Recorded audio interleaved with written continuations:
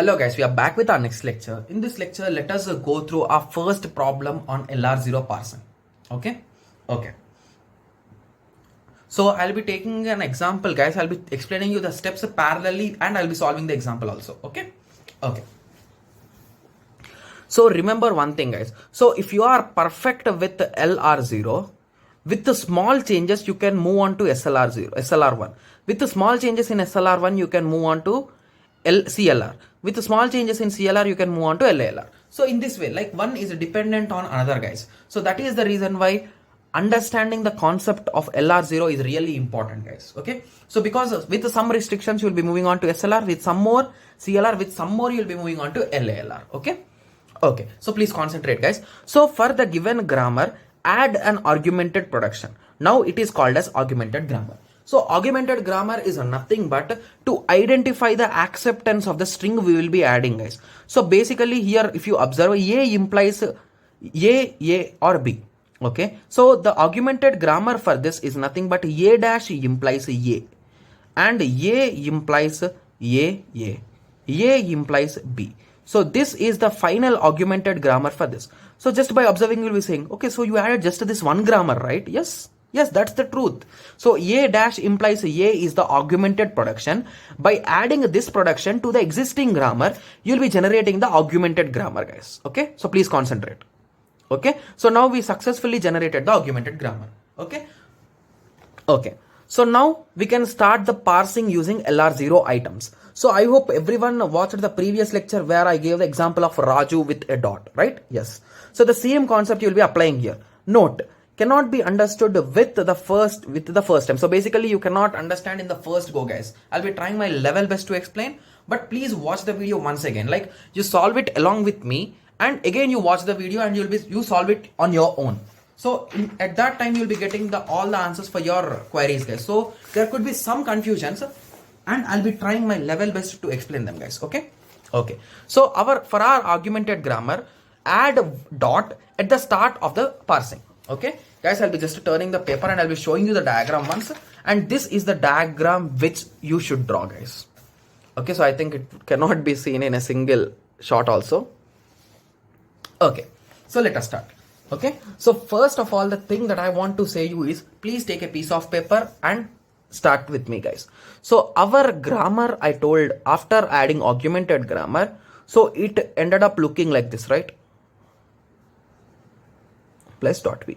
Okay, so now for this grammar, let us start the parsing guys. So just write this, the same grammar in the center of the page guys.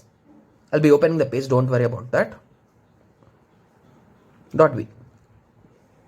Okay, so this assume that this is a set guys. So the set is nothing but inode. Okay, so basically in my example, in our previous example, I told the name, right? So Raju. Okay, so assume one more name. Okay, so one more name, what will be? Okay, so let it be Ravi. Okay, and Rani. Okay, so there are three different names, but the first two letters are always the same, right? So let us avoid these first two letters, and after that we are having one J and one V and one N. So we are having three different letters, right? Yes. So in the similar way, here we are having after dot capital A, small a and small b, right? Okay, so here at the end we will be ending up at three different paths. Okay, so here I told assume that this is the user and user told capital A, and here the user told small a, and here the user told small b. Okay, so if he told capital A, so he told capital A correctly, right? So it is for this. So A dash tends to A dot. So he said it correctly. So this is done, right? So the dot has reached the end, so there is nothing to parse again, right? Yes. Yes, understanding this in the first time is a bit confusing, but please concentrate. Okay, so for A, so A is available in this.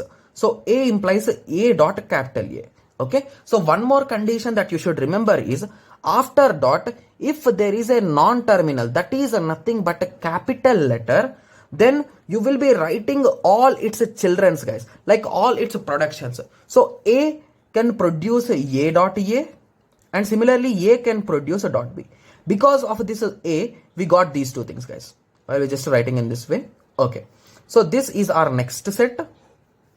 Okay, so inode I1, I2 and B. So B is directly, you told the correct spelling and B. So this is our I3.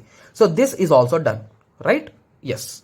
So now in this, again there are two options. If you notice, there are not three options. There are only two options. So, okay, sorry, there are three options only, guys. That's my bad. Okay. So here we are having a capital A, small a, and again B. So if you notice here, so for B, we have already solved this thing, right? So here we solved it. So then why again we need to solve it? Again, why we need to repeat all these things? Just write I3. So this I3 we got here. That's it. Okay. Similarly for A. So for A, we solved it and we got I2.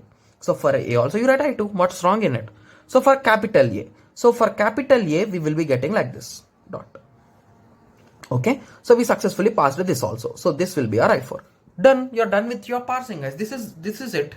There is nothing to do in this, right? So the concept that you should remember is you will be pushing the dot character by character, and if the further character after character of the dot is a capital letter, that is non-terminal, then you will be writing all its productions, guys. That is the main thing. So here we have done that. Guys, will be taking multiple examples, so don't get confused, guys. So just watch the video again. You watch the video by solving it on your own, like parallelly you solve along with me, so that will be clear for you. Okay, so we successfully passed it. So now by observing this, fill the table, guys. So this is nothing but the parse. Okay, so here you draw the parse tree, and now let us draw the parse table, guys. Okay, so in parse table you write all these sets. So I0, I1, I2, I3 and I4. On the left hand side, I0, I1, I2, I3 and I4. Okay. On this side, first of all, write the terminals, guys, like the small letters, small a, b and dollar. Please note that dollar will always be added, guys. Okay. And similarly, on the other side, write all the non-terminals, that is capital A only. Okay. Okay. So now please again concentrate, guys, because this step will vary for each and every parsing. But this filling table part, sorry, this step will be the constant for all, and the table filling might vary a bit, guys, between LR and SLR, guys. Okay. So these two are almost like close friends. Okay. Okay. So please concentrate for around 5 minutes. This problem will be done, guys. Okay. Okay. So I node. So at I node on A, where are we going? At I node on A, we are going to I2. So instead of writing I2, we will be writing S2, guys. So this part is nothing but shift part, guys. Okay. And this part is nothing but go to part. Or action also few will be saying. Okay. Okay. Or few will be saying this was action and this as go to, guys. Okay. So it depends on what they are saying. But this is S is a shift, guys. I think this is action and this is go to. Okay. Okay. So S2. So on I node, on B, where we are going I3. So that is nothing but shift 3. On I node, we have, on dollar, we are having nothing. Okay. Similarly, at I1, okay, we are not having anything. At I3 also, we are not having anything. At I2, okay, at I2, on capital A, we are going to I4. At I2, on capital A, on I2, at capital A, we are going to I4. So instead of writing shift, just write 4, guys. Okay. So these are some kind of standard rules you can say, guys. Okay. At I node and capital A, you are going to I1, right? So if you recall here, yes, exactly. Okay. So further filling it at I2. So at I2, on capital A, we are going to I4. Okay. At small a and small b, we are going to I2 and I3. So this are similar at I2. So S2 and S3. Okay. So now we have successfully filled the table based on the parse. Okay. Okay. So now the given rules give particular rule numbers for each and every one, guys. So basically assume this as a rule 1. Okay. Assume this as a rule 2. Okay. So just observe these rules where they are ending. So basically this rule is ending here and this rule is ending here. So at I4, which rule is ending? R1 is ending. So at I4, write the whole row R1. Similarly, R2 is ending at I3. So at I3, write rule 2 for whole row. Okay. And at I node on A, we are reaching to I1. sorry, at I1 we are ending this, right? So at I1, at dollar, like it is end, right? So at this point you will be writing the accept. So commonly at I1 only we'll be getting the accept, guys. If you are getting confused, you can remember in that way also. Okay. So we have successfully constructed the parse table also. Okay. Yes. Okay. So this is what I have just written here, guys. So in book I have explained this in terms of words. Okay. So similarly, the parse table is also constructed. Okay. So the parse table is also constructed. Okay. So by observing the DFA, we will be filling it, and shift using the rule numbers, and we'll be writing the rule numbers and we'll be filling it. So the same statements which I have just informed you are written in the book for understanding, guys. Okay. Okay. Okay. So in table, if you observe, we did not get any clashes, right? So in a single cell, there are no two values, right? So always we are having only a solo value or no value. Okay. Yes. Okay. So now let us learn how you can parse a particular string by using LR parser. Okay. So this is one of the most important thing, guys, because whenever the question is directly asked for 10 marks in our examination, they will be just giving you a string to parse. Okay. So basically this string parsing will almost carry 3 to 4 marks, guys, because it's a bit confusing in your first attempt, right? Yes. Okay. So we'll be using the same concept of a stack, input, buffer and action, guys. Okay. I'll be just taking a piece of paper. Stack, input, buffer, action. Okay. Okay. So let me remove the book. So initially it is a dollar and it starts at 0, and its string is nothing but B dollar. Okay. Okay. So I'll be taking the table, guys, because based on the table only you will be parsing, guys. Instead of observing the parse tree, we will be using directly the table. Okay. Okay. So I'll be keep placing it here and I'll be using, guys. Okay. Okay. So at 0 on A, what we should do?